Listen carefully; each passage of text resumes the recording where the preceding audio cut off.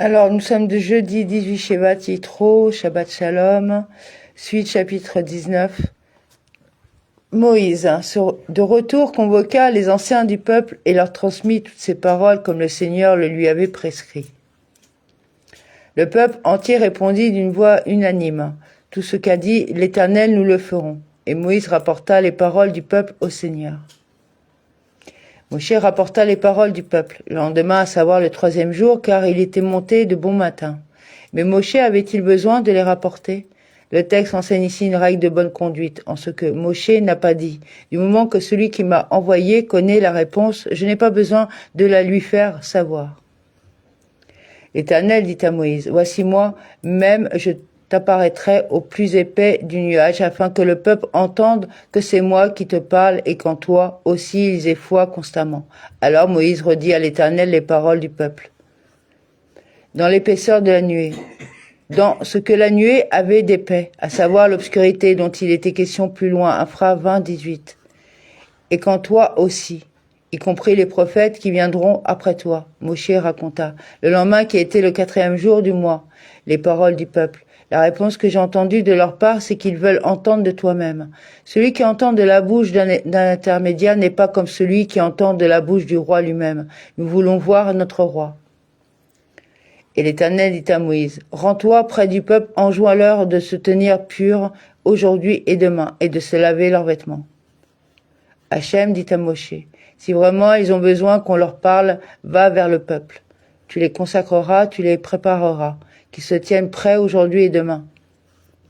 Afin d'être prêts pour le 3e jour, car le 3e jour, le Seigneur descendra à la vue du peuple entier sur le mont Sinaï. Ils seront prêts, séparés de leurs femmes et Clita, pour le 3e jour, qui sera le 6e jour du mois. Le 5e jour, Moshe a construit l'autel situé sous la montagne et les 12 monuments dont il est question plus loin. Infra 24, 4. La Torah n'observant pas l'ordre chronologique des événements Méclita. Aux yeux de tout le peuple, cela nous apprend qu'il n'y avait pas d'aveugles parmi eux. Ils avaient tous été guéris, Méclita. Tu maintiendras le peuple tout autour en disant, gardez-vous de gravir cette montagne et même d'en toucher le pied, quiconque toucherait à la montagne serait mis à mort. Tu limiteras, fixe-leur des barrières qui leur servent de signe afin qu'ils n'approchent pas de la limite. En disant, la limite leur dira, gardez-vous de monter à partir d'ici, et toi, tu leur donneras des instructions à ce sujet.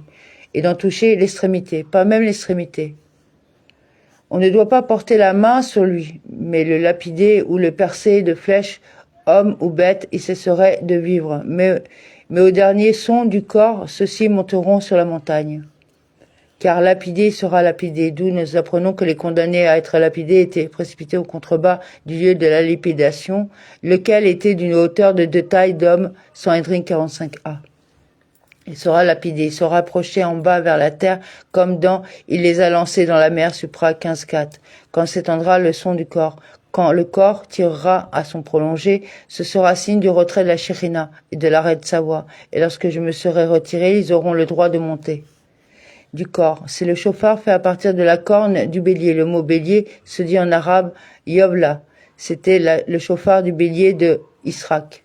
Moïse descendit de la montagne vers le peuple, lui enjoignit la pureté et ils lavèrent leurs vêtements. De la montagne vers le peuple, ce qui nous apprend que Moshe n'est pas allé vaquer à ses affaires, mais qu'il s'est rendu de la montagne vers le peuple. Il dit au peuple, tenez-vous prêts pour le 3e jour, n'approchez point d'une femme. Soyez prêts dans le 3e jour, pour la fin du 3e jour, c'est-à-dire le 4e jour, c'est car Moshe, de son propre mouvement, a ajouté un jour supplémentaire, comme l'enseigne Rabbi aussi, Shabbat 87a. Et pour celui qui professe que les 10 commandements ont été donnés le 6e du mois, le 6 du mois, Moshe n'a rien ajouté de sorte que les mots pour 3 jours doivent être compris pour le 3e jour. Ne vous avancez pas vers une femme pendant tous ces 3 jours afin que les femmes s'immergent rituellement le 3e jour et qu'elles soient dans un état de pureté pour recevoir la Torah, car il aurait pu arriver, si elle avait eu des rapports pendant ces 3 jours, qu'elles laissent échapper de la semence après leur immersion et qu'elles redeviennent impures. En revanche, en attendant pendant 3 jours, elle laissait à la semence le temps de se putréfier et de perdre sa fertilité, l'empêchant de rendre impure celle qui en aurait sointé.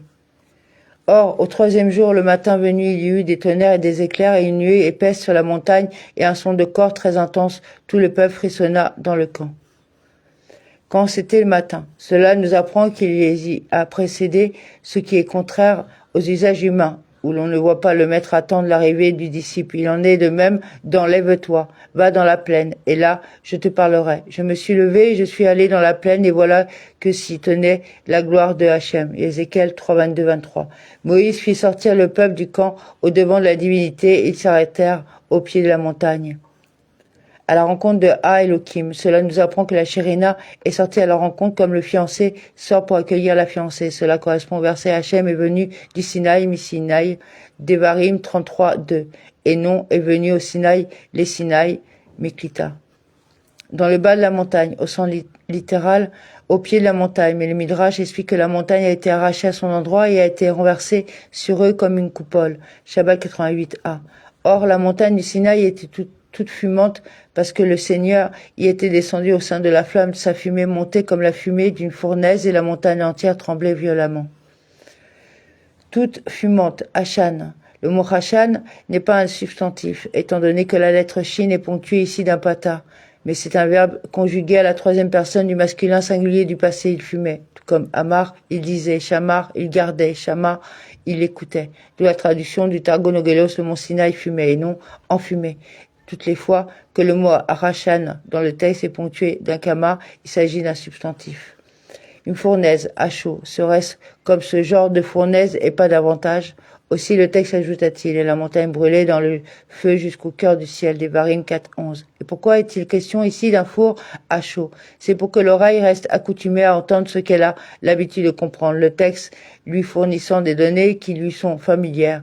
Il en est ainsi il rugit comme un lion, Oshéa 11.10. Et pourtant, qui a donné sa force au lion si ce n'est lui, alors que le texte le compare à cet animal?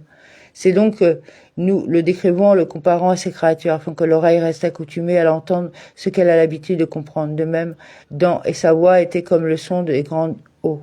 Ézéchiel 43.2. Et pourtant, qui a donné leur voix aux eaux si ce n'est lui, alors que le texte le compare à ce qui a été créé? C'est pour que l'oreille le comprenne. Le son du corps allait redoublant d'intensité. Moïse parlait et la voix divine lui répondait. Allait se renforçant beaucoup. Habituellement, lorsqu'un homme sonne de la trompette, le son va s'affaiblissant avec le temps. Ici, ils allaient se renforçant beaucoup. Et pourquoi cela? Pour que l'oreille reste accoutumée à entendre ce qu'elle a l'habitude de comprendre. Moshe parla. Quand Moshe a parlé et a fait entendre les commandements à Israël, il n'a entendu de la bouche du Tout-Puissant que moi-même sur Hachem, ton Elohim, et tu n'auras pas d'autre Dieu sur ma face. Infra 20, 2 et 3. Le Saint béni soit-il l'a aidé en lui donnant la force d'amplifier sa voix et de la faire entendre. Répondit par un son. Il lui a répondu au sujet du son, comme dans qui répondra par le feu. Melakim 18-24, c'est-à-dire au sujet du feu pour le faire descendre. Amen.